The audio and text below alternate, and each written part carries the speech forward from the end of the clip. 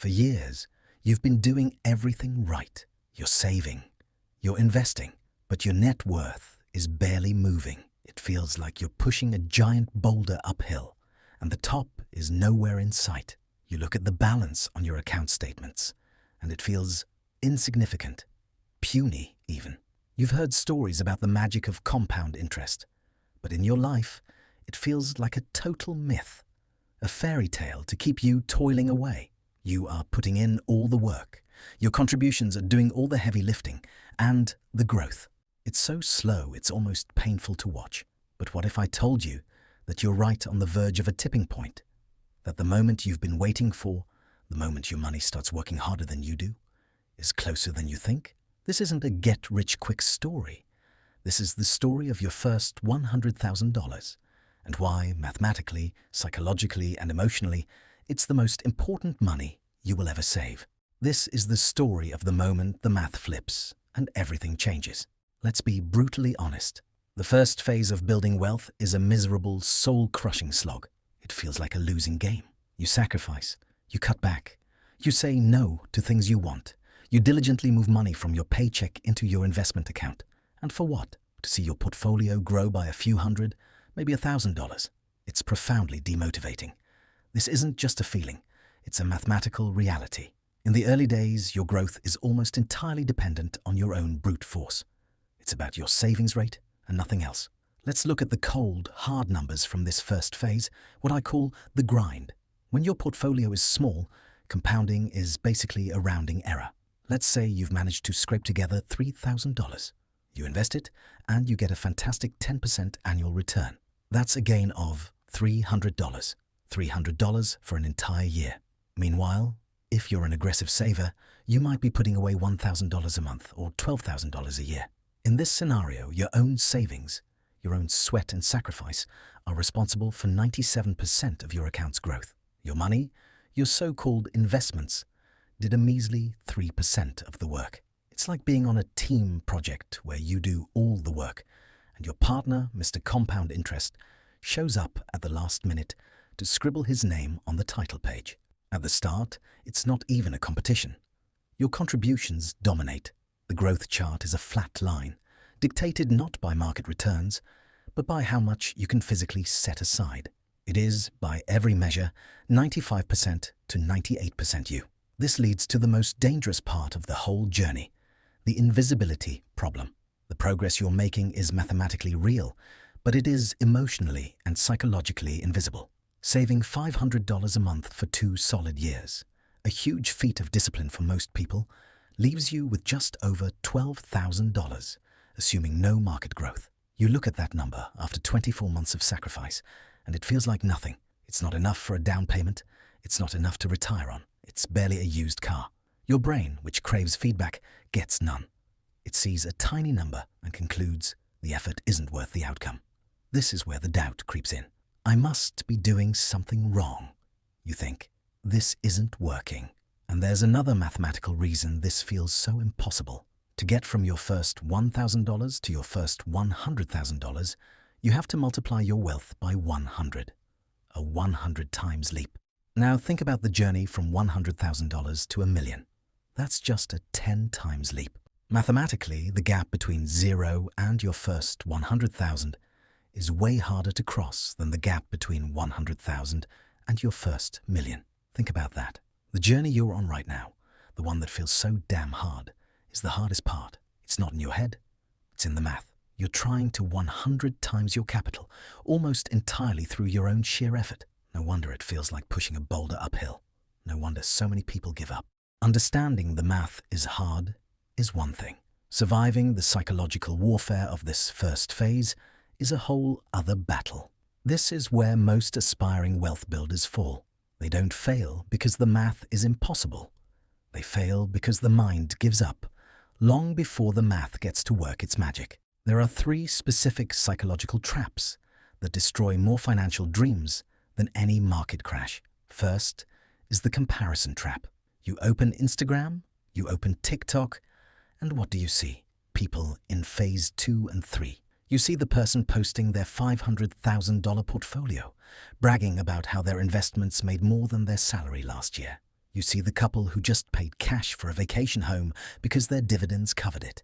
What you don't see are the 5, 7, or 10 years of brutal, unglamorous grinding they did to get there.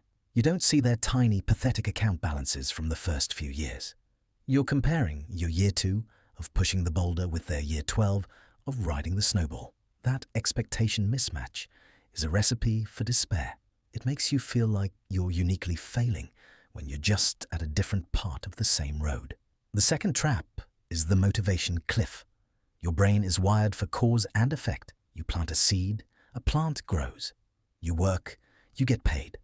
The feedback loop is short and satisfying, but long-term saving breaks this wiring. You work hard, you sacrifice, and your reward is a number on a screen that barely moves. Your brain gets no dopamine hit. There's no immediate gratification. This is why, for so many people, the journey ends somewhere after the first year or two. They fall off the motivation cliff. The initial excitement is gone, and the results are still invisible. It's at this exact point that so many people get discouraged and quit.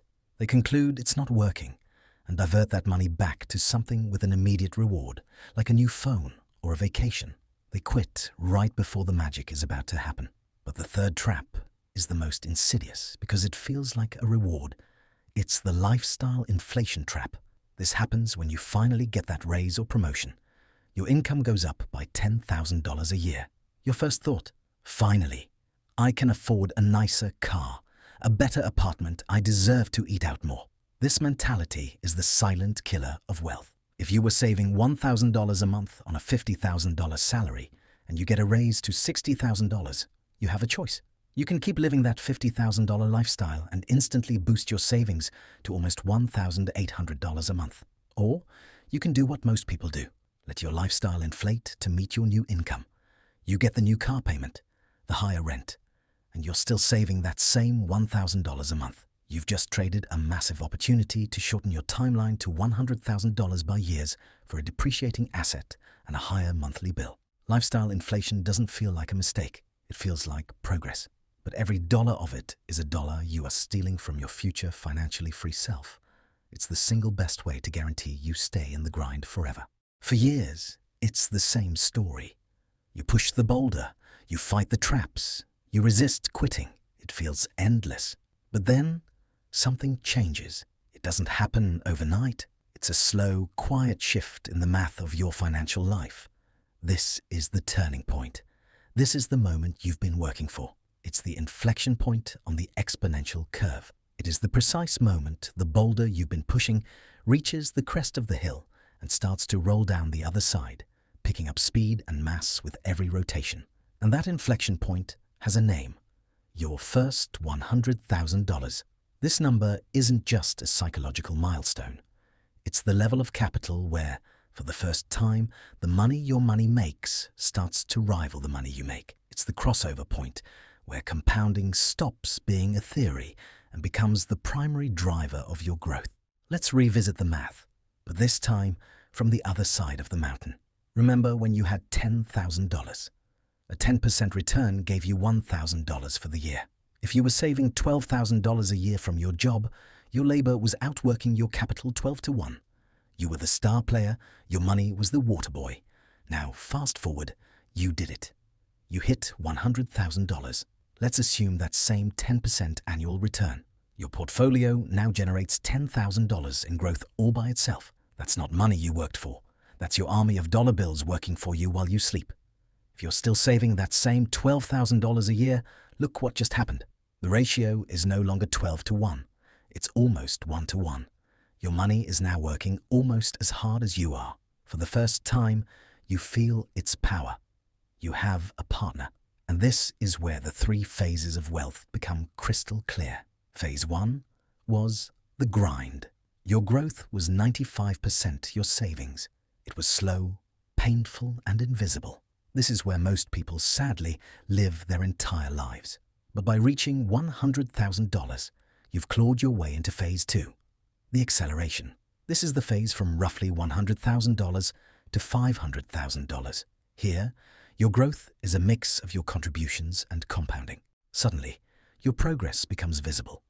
You have a down month in the market, but your monthly contribution cancels it out. You have a good month, and your balance jumps by an amount that would have taken you 6 months of saving to hit before. The psychological burden lifts.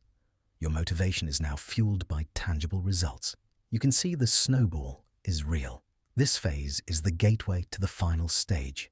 Phase 3, the exponential curve. This happens somewhere north of $500,000. Here the math has completely flipped.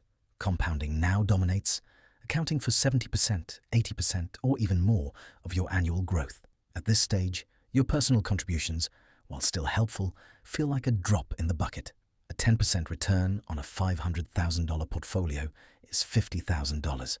That's more than the median individual income. Your money isn't just working harder than you, it's a financial supernova. But you can't get to Phase 3 without surviving Phase 1 and powering through Phase 2. And the gatekeeper, the milestone that unlocks the door from the grind to the acceleration, is that first $100,000. It's everything. It's the proof of concept. It's the launch pad. It is the moment you stop pushing and start riding. If this is starting to click for you, if you can feel you're on the edge of this tipping point and want the tools and the mindset to push through to the other side, then consider subscribing. We're a community of people on this same journey, pushing our own boulders, sharing strategies, and encouraging each other to get to that moment where the math flips. Join us, and let's get there together. Charlie Munger, the legendary investor and partner to Warren Buffett, was famously blunt about this process. He essentially said that getting your first $100,000 is a nightmare, but you just have to do it. He didn't sugarcoat it. He knew the brutal difficulty, but he also knew it was the activation energy needed to start the chain reaction of compounding. The wealth snowball isn't just a cute analogy, it's the perfect physical model for what's happening. At the top of the hill, you don't have a snowball. You have a handful of wet, pathetic snow. You have to pack it together with your cold, bare hands. This is Phase 1. Every flake comes from your own effort, your contributions. You roll it, and it picks up a few more flakes, but it's still 98% the snow you packed by hand. It's small, fragile, and if you stop paying attention, it falls apart. But as you keep rolling, it reaches a certain size. This is your $100,000. Now, when you give it a push, it has enough mass to start rolling on its own. It starts picking up its own snow. That new snow is your investment returns. At first, the amount it picks up on its own is about the same amount you're adding by hand. This is Phase 2. You're still contributing, but the snowball is now an active partner in its own growth. Then, the magic takes over. As the snowball gets bigger, it picks up more and more snow with every rotation. Soon, the amount of snow it's gathering on its own completely dwarfs the little handfuls you're adding. This is Phase 3. You're no longer pushing a boulder. You're witnessing an avalanche that you started. Now, let's look at this with a hypothetical timeline. Remember, these are just illustrative examples. Your results will absolutely vary based on your savings rate and actual market returns, which are never guaranteed. But pay attention to the pattern. Milestone 1. $0 to $100,000.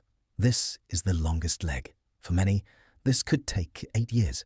The vast majority, maybe 85% or more, came directly from your paychecks. Milestone 2. $100,000 to $200,000. You've hit the tipping point. The next $100,000 does not take another 8 years. Because your initial $100,000 is working, this step might only take 4 years. Milestone 3. $200,000 to $300,000. The acceleration continues. This next $100,000 might only take 2.5 years. Milestone 4. $300,000 to $500,000. See the pattern? The chunks get bigger, but the time gets shorter. This $200,000 jump might happen in as little as 4 years. Milestone 5. $500,000 to $1 million. The big one. The leap to 7 figures. But with a $500,000 snowball rolling for you, this massive jump of $500,000 could take just 5 to 6 years. Look at that progression. It took 8 long years to get the first $100,000, but it only took about 6 years to get the last $500,000. That is the wealth snowball in action. The first stage feels eternal. The later stages feel almost automatic. This is why quitting in Phase 1 is the ultimate financial tragedy. It's like spending 8 years pushing a boulder 99% of the way up a hill, only to get tired and let it roll all the way back down. All the pain, none of the reward. The brutal grind of the first $100,000 earns you the right to the exhilarating ride of the next $900,000. It's the ticket to the show, and it's a price that must be paid. Okay, so how do we shorten phase one? The goal is to get to the $100,000 tipping point as fast as humanly possible. Here are 4 practical strategies. Strategy 1. Aggressive income increase. The most powerful lever you have in phase 1 is your income. Since your contributions are doing 95% of the work, increasing those contributions is the fastest way to accelerate. This isn't about cutting lattes. It's about big moves. This could mean strategic job hopping every few years, which can lead to salary increases of 10 to 20%, far more than a standard annual raise. It means developing high-demand skills or a side hustle. It means treating every salary negotiation like a critical battle. For the average person, relentlessly focusing on income growth can cut the timeline to $100,000 from 10 years down to 5 or 7. Strategy 2. Lifestyle anchoring. This is the defense that makes your offense work. The principle is simple. As your income rises, your lifestyle does not. You anchor your spending to your old, lower salary. You get a $10,000 raise. Wonderful. Your investment contributions just went up by $10,000. You get a $5,000 bonus? Fantastic. That's a $5,000 lump sum into your investments. Don't upgrade the apartment. Don't get the new car. By redirecting 100% of all new income directly to investments, you create exponential growth in your savings rate without any additional sacrifice. This strategy single-handedly defeats the lifestyle inflation trap. Strategy 3. Windfall optimization. Throughout the year, you get money outside your regular paycheck. Most people see this as fun money. You have to see it as rocket fuel. This means tax refunds, work bonuses, cash gifts, side hustle income. The rule is simple. This money is never spent on consumption. It goes directly to your investment account. The moment a tax refund hits, transfer it. By treating every extra dollar as investment capital, you can make significant lump sum contributions that shave years off your journey. Strategy 4. The brutal basics. This is the non-negotiable foundation. First, avoid consumer debt like the plague. Car loans and credit card debt are wealth-killing snowballs rolling in the wrong direction. Second, push for a high savings rate. A 50% plus savings rate sounds insane, and for many people, especially with a family or on a lower income, it might not be realistic. The key is to push that rate as high as you possibly can. Third, automate everything. You pay yourself first. The day your paycheck hits, an automatic transfer should move your savings to your investment account. You can't out-invest a low savings rate in the beginning. It is mathematically impossible. These basics are the price of admission. The journey to your first $100,000 is a total paradox. It's the time when your efforts will feel the most useless, and the time when they are, in fact, the most critical. It's a lonely climb, a test of faith in a mathematical principle that stays invisible for years. You'll be tempted by comparison, impatience, and the siren song of lifestyle inflation. You will feel like you're failing, even when you're doing everything right. But the grind is not forever. It is a phase. It's a known, documented, and mathematically necessary part of the process. Every person who has achieved financial momentum has passed through this same valley. The wealth snowball isn't a myth. The tipping point is real. That moment, when your money finally starts to pull its own weight, when the returns it generates begin to rival the savings you sweat for, is waiting for you at the top of this first brutal hill. Don't quit in the dark. Don't give up when you're 99% of the way to the top. Understand that the struggle is the price of entry for the effortless slide down the other side. Keep pushing. Keep saving.